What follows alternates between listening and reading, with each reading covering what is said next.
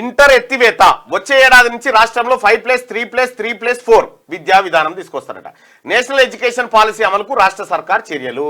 National education పాలసీలు గెలిసీలు పక్కకు పెట్టారు, రైట్ టు ఎడ్యుకేషన్ అమలు చేయరు. ఈ ఉపశమనం కోసం మేము ఏదో కార్పొరేట్ను కట్టడి చేస్తున్నాం అనేటువంటి ఈ ముచ్చట్లొద్దు. రైట్ టు ఎడ్యుకేషన్ తల్లి సోనియా గాంధీ తీసుకొచ్చింది, ఇంప్లిమెంట్ చేస్తారా లేదా చెప్పురి. ఇది ఇగో ఏది ఇక్కడ కార్పొరేట్ కాలేజీలకు చెక్కట, చెక్కు లేదు బిక్కు లేదు, అంత మళ్ళీ డ్రామా మసిబూసి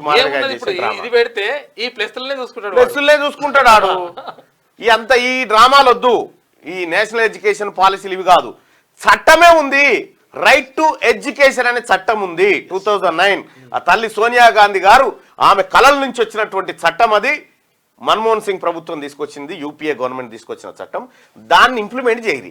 ఇప్పుడు మనం రైట్ టు ఎడ్యుకేషన్ ఇంప్లిమెంట్ చేయమంటున్నామని కార్పొరేట్ శక్తులు మళ్ళా దిగి లేదు మనం ఇట్లా పోదాం, ఇట్లా పోతే మళ్ళా నన్ను నిమ్మల పడతాడేమో. నేను నిమ్మల పడ, రైట్ టు ఎడ్యుకేషన్ ఇంప్లిమెంట్ చేయాల్సిందే. ఇవన్నీ డ్రామాలే, ఉపశమనాలు, ఇవేమని కక్కెరలేదు.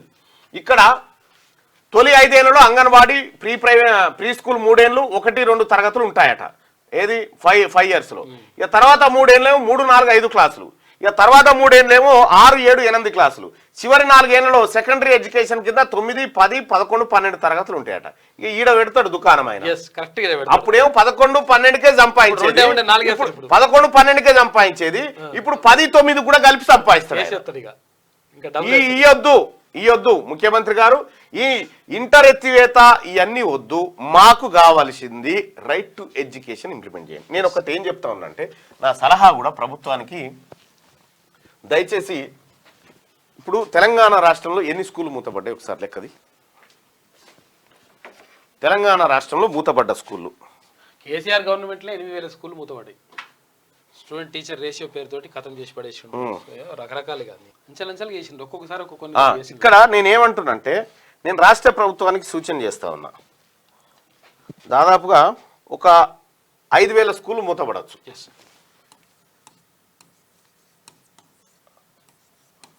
అప్రాక్సిమేట్లీగా చెప్తున్నా నేను, దాని లెక్క తీస్తే తెలుస్తుంది.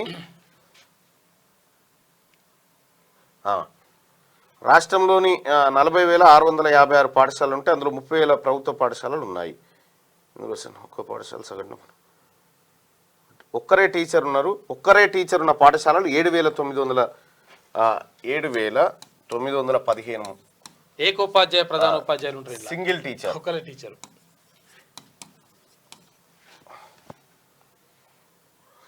ఇక్కడ విద్యార్థులే లేని పాఠశాలలు 1,347. విద్యార్థులు లేని పాఠశాలలు.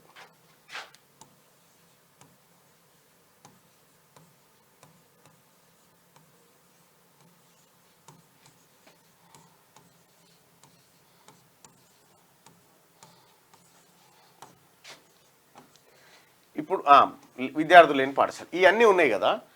తెలంగాణ ప్రభుత్వానికి ఏంది ఆలోచన? ప్రతి గ్రామంలో ప్రభుత్వ స్కూల్ ఉండాలనేది ఆలోచన కదా. ఇప్పుడు సింగిల్ టీచర్లు 7,915 సింగిల్ టీచర్లు ఉన్నారు.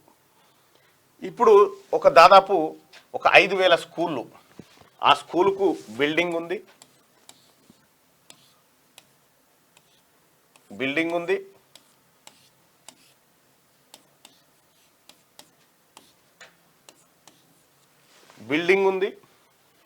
గ్రౌండ్ ఉంది, వసతులన్నీ ఉన్నాయి. కానీ దీనికి తాళం ఉంది, ఈ గొల్లానికి తాళం ఉంది. ఇప్పుడు నేనేం సలహా ఇస్తున్నంటే ప్రభుత్వానికి, ఈ మూతబడినటువంటి స్కూల్ ఏవైతే ఉన్నాయో ఆ స్కూళ్ళను ఆ గ్రామాల్లో ఉన్నటువంటి చదువుకున్న యువకులకు రెంట్కి, అర్థమైందా? ఓకే. చదువుకున్న విద్యార్థులకు, చదువుకున్నటువంటి వాళ్ళు ఉంటారు కదా, వాళ్ళకి రెంట్కి చేంజ్ చేస్తారంటే, రెంట్ మీన్స్ ఏదో నామమాత్రంగా, అంతే, దాని మీద లాభాపేక్షగా. దీనివల్ల ఏమవుతుందంటే, ఈ ప్రభుత్వ బడిని ఆయన ప్రైవేట్గా మార్చుకుంటాడు, ప్రైవేట్ స్కూల్ లెక్క మార్చుకుంటాడు. ఎందుకంటే ఇన్ఫ్రాస్ట్రక్చర్ అంత ఉందిగా, బ్లాక్ బోర్డులు ఉన్నాయి, అన్నీ ఉన్నాయి. మార్చుకోవడం ద్వారా ఏమవుతుంది, ఇక్కడ ఆ ఊర్లో ఉన్న తల్లిదండ్రులు ప్రైవేట్కే పంపుతామంటారు కదా, ప్రైవేట్ బడే ఈడికొచ్చింది. ఇప్పుడు దీని ద్వారా ఏమవుతుందంటే మనము రైట్ టు ఎడ్యుకేషన్ ఇంప్లిమెంట్ చేస్తే ఇందులో 25% ఫ్రీగా చదువు చెప్పాలి. ఇందులో ఈ స్కీమ్ వీళ్ళకి వర్తింపజేస్తే ఇక్కడ స్కూల్ పెట్టుకున్నటువంటి ప్రైవేట్ వ్యక్తులకు, ఈ గవర్నమెంట్ స్కూల్లో నడుపుకుంటే వాళ్ళకు 70% నిధులు కేంద్రం, 30% నిధులు రాష్ట్ర ప్రభుత్వం. ఈ నిధులు 25% మందికి ఇస్తారు. ఇక మిగతా 75% మంది విద్యార్థులు ఎవరైతే ఉంటారో వీళ్ళకు నామమాత్రం ఫీజులు నెలకు 1000 రూపాయల ఎంతో నామమాత్రం ఫీజులు పెట్టి వీళ్ళకు నడిపిస్తే, ఇక్కడ ఈ ప్రైవేట్ ఆయన ఏం చేస్తాడంటే ఈడొక 5 టీచర్లను నియమించుకుంటాడు.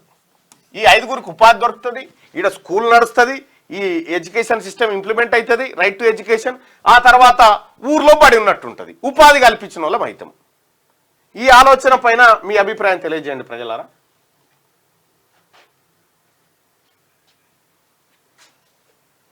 కాలేజీ కూడా ఉంటుంది మిత్రమా, అన్నీ కాదు, అన్నీ ఉంటాయి. అందులో ఇంజనీరింగ్ కాలేజీలు ఉంటాయి, మెడికల్ కాలేజీలు ఉంటాయి, జూనియర్ కాలేజీలు ఉంటాయి, డిగ్రీ కాలేజీలు ఉంటాయి, అన్నీ ఉంటాయి.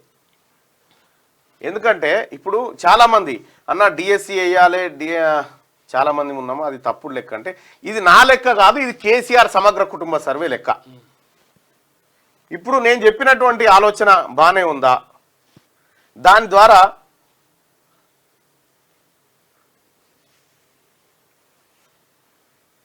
అన్న పీడిఎఫ్ పెట్టాను అంటారు, పీడిఎఫ్ కూడా పెడతా చూడరు. పీడిఎఫ్ పెట్టొస్తుందా ఇప్పుడు ఈ కులాలకు సంబంధించి? ఈ న్యూస్ అయిపోగానే పీడిఎఫ్ మళ్ళీ మీకు అందిస్తా.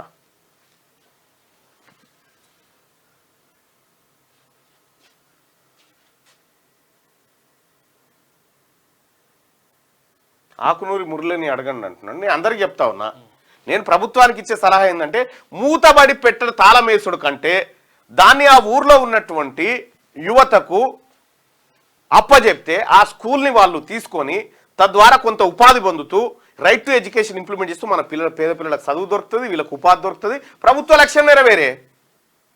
ఇంకా ఇంకా ఇంకా ఎక్కడిది ఇబ్బంది? దయచేసి ఇటువంటి దానికి నేను చెప్తా ఉన్నా, మద్దతు ఇవ్వండి సోదరులారా. ఇది అందరికీ చాలా బాగుంటది. చాలా మంది చెప్తా ఉంటారు అన్న డిఎస్సి వేయాలి, పోస్టులు పెంచాలి. ఈ పోరగాళ్ళు ఏంది ఎవరికి చెప్తావు చదువు? పోరగాళ్ళు ఉండాలి కదా చదువు చెప్తాను. గవర్నమెంట్ స్కూల్లోకి రావాలి కదా పిల్లలు ఫస్ట్. అది నా ఆలోచన బైసాబ్. ఇక ఇదంతా ఉత్తదే, ఈ విధానం అంతా కార్పొరేట్ ఏమంటారంటే కార్పొరేట్ తీన్మార్ మల్లడం మిమ్మల్ని కొట్టుమంటుండని చెప్పి కార్పొరేట్ వాళ్ళకి వీళ్ళు చెప్తారు. కొడుతో కానీ దెబ్బ తాకుంటే జర్ర గిచ్చినట్టు చేయంటే ఇట్లా ఓ అనాలి, నువ్వు ఓ అంటది. ఇది నేషనల్ ఎడ్యుకేషన్ పాలసీ అమలు చేస్తామంటున్నారు కదా, నేనేం చెప్తా ఉన్నా, right to education first implement చేయాలి. రైట్ టు ఎడ్యుకేషన్ ఇంప్లిమెంట్ చేస్తే సగం చచ్చిపోతాయి కార్పొరేట్లు. నేషనల్ ఎడ్యుకేషన్ పాలసీ 2020 అమలుకు రాష్ట్ర సర్కార్ కసరత్తు ప్రారంభించింది. పాలసీలోని కొన్నింటినైనా అమలు చేయాలని భావిస్తున్నది. ఇది ఉత్తదే బై, ఇది మనని మభ్యపెట్టే వార్త, ఇది ఉపశమనం వార్తనే. క్యూ న్యూస్ ఛానల్లో పనిచేయటకు అనుభవం గల సీనియర్ డిజిటల్ మార్కెటింగ్ వారు కావాలను సంప్రదించవలసిన నెంబర్ 8688926084. qnewsads@gmail.com ను సంప్రదించండి. లైక్ చేయండి,